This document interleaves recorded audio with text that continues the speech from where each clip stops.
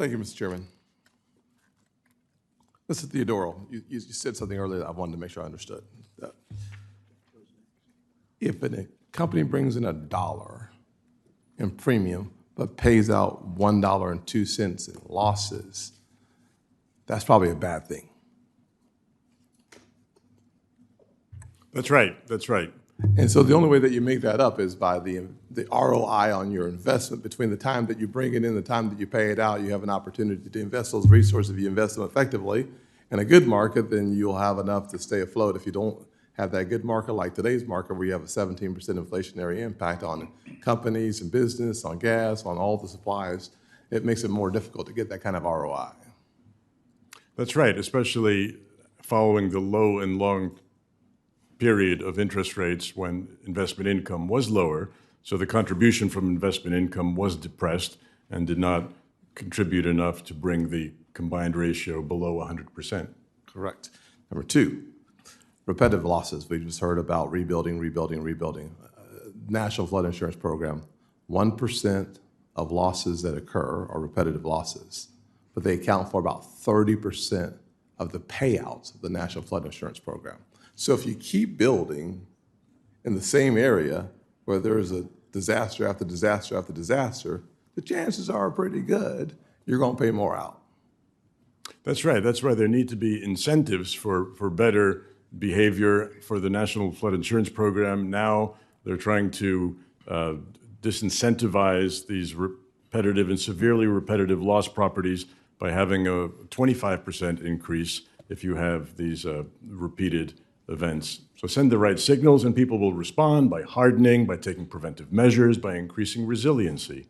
Perhaps sometimes the federal government isn't really the answer to what local communities need to do in making decisions around whether or not to rebuild a property in a place where you've had multiple losses to the same property based on the same basic set of circumstances that come through a community. That's right. The federal government hasn't had a good history of involvement in insurance. You mentioned the National Flood Insurance Program, which has bled billions, tens of billions of red ink. The crop insurance program also has these subsidies that don't encourage farming of the right crops and in the right areas. The insurance industry is, as you know, and Senator Rounds, is tremendously complex. Simple in principle, but in the execution, there's administration and policy issuance, distribution, actuarial, and a dozen other functions. And the federal government has no business trying to create insurance companies. It's simply not feasible. Perhaps one of the reasons why we should all thank the good Lord for the McCarran-Ferguson Act of 1945 that made our form of insurance a state-based system of insurance.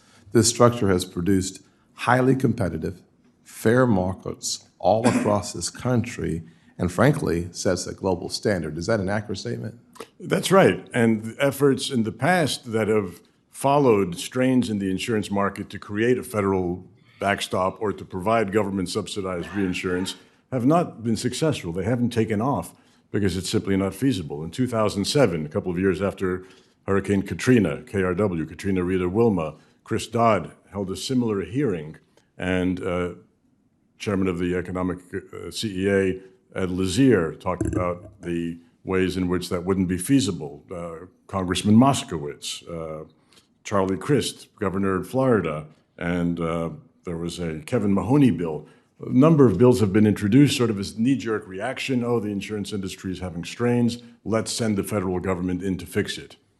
Doesn't have a history of working then, and it won't have one now. Sounds like to me you've already answered my first question, which is about the fact that federal taxpayers subsidizing state insurance challenges is not a recipe for long-term success. That's right. Subsidies and cross-subsidies, where the poor subsidize the rich, are both bad. Simple, sounds like to me.